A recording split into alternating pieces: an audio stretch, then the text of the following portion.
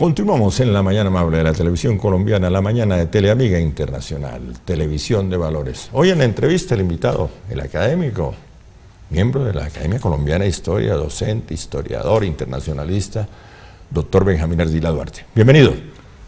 Adolfo, mi incancelable gratitud por esta oportunidad medularmente histórica por lo cercana que está la democracia colombiana de la selección de sus autoridades departamentales y locales. Y hablando de la historia, un repaso. ¿Cómo nace la elección popular de alcaldes y después la elección popular de gobernadores? En la colonia hubo elección de alcaldes, pero solo los propietarios podían intervenir en la selección de los mismos.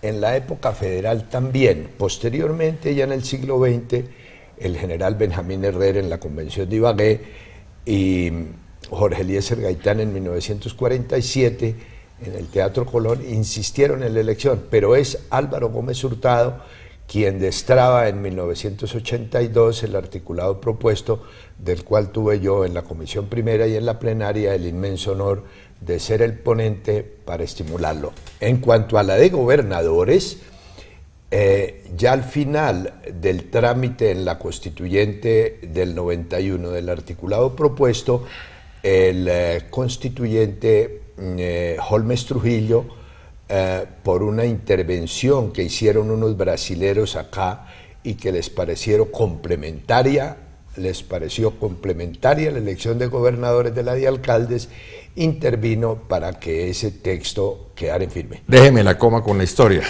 Vamos a repasar otro sector, para las nuevas generaciones, para los que no conocen. ¿Cómo se escogía un alcalde, cómo se escogía un gobernador antes de la elección popular? Había un sistema un poco absurdo, que era que el presidente nombraba a los gobernadores y los gobernadores nombraban a los alcaldes. Pero a partir de 1958 entra en vigencia plena el plebiscito del 1 de diciembre del 57, la mitad de los gobernadores debían ser liberales y la mitad de los alcaldes lo mismo. Un paréntesis, eso es lo que se llamó en determinado momento la milimetría. Milimetría, y eso tiene que ver con el Frente Nacional, el gran acuerdo que logran entre personajes, paritario entre personajes como Laureano Gómez y Alberto Lleras.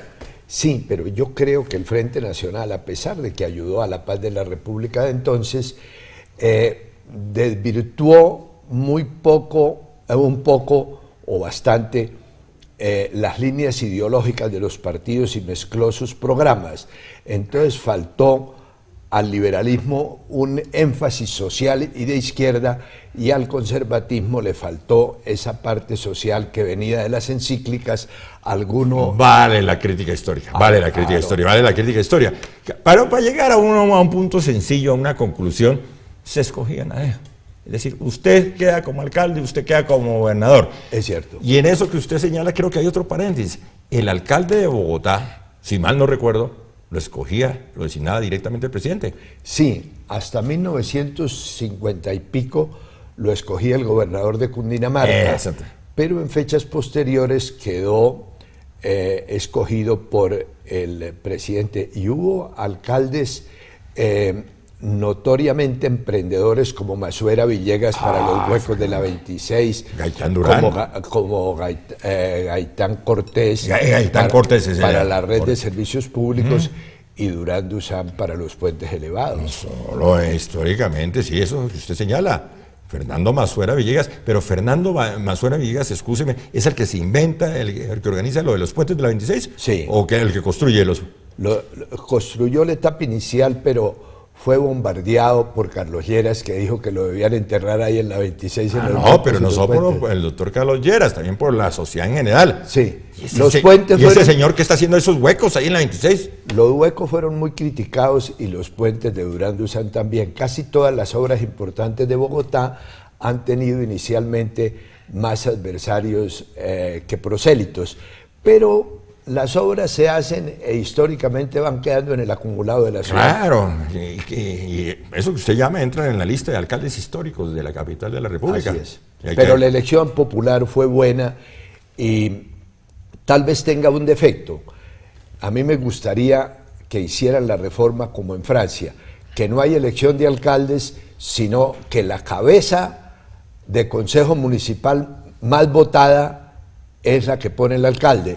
Entonces, entonces el alcalde entra con una mayoría en el consejo.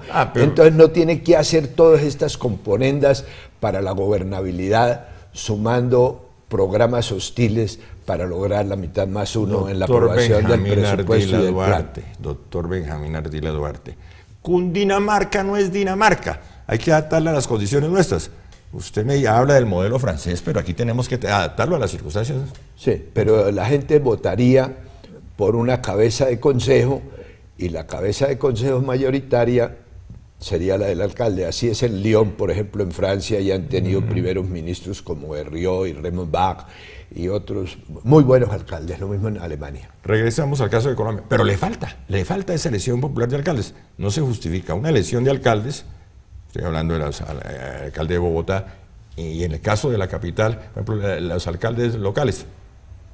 ¿Por qué no llegamos al punto de elección popular de alcaldes locales dentro de una descentralización positiva?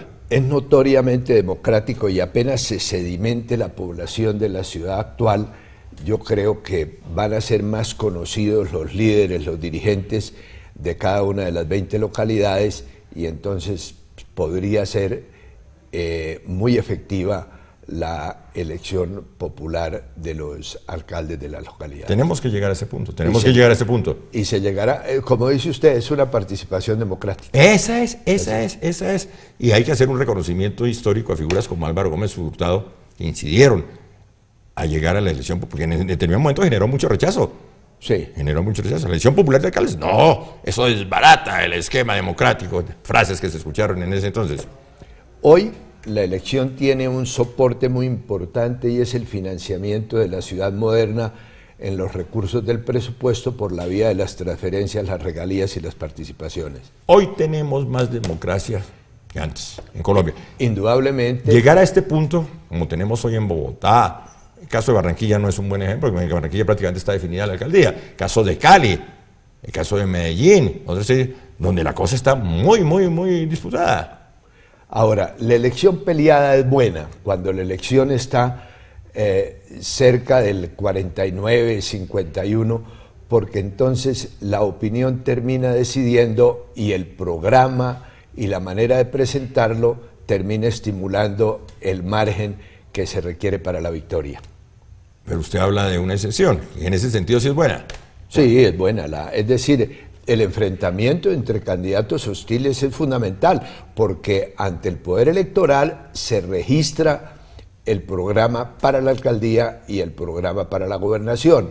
Pero sería bueno que, además del programa, el candidato hiciera una síntesis como una especie de decálogo de las frases que comportan las líneas generales de su programación. Falta un aspecto muy importante para que no quede un alcalde con ese sustento de una minoría. Vamos a tener alcalde en Bogotá con el 32%, por decir algo.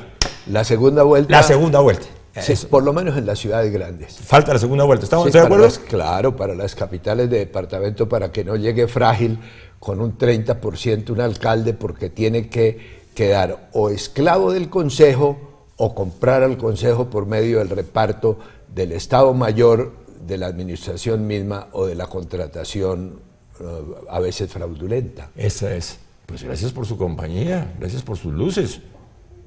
No, primero me honra, y yo quería hacer 3 observaciones sumamente cortas, pero de una gran importancia. Yo creo que la emigración desesperada que tiene Colombia por el conflicto hacia las grandes ciudades obliga a que el urbanismo social tenga en cuenta menos las obras faraónicas y más la política social sobre las comunidades. Segundo, es importante que tengan en cuenta la línea de alimentos, la manera como se abastece la ciudad de manera menos costosa.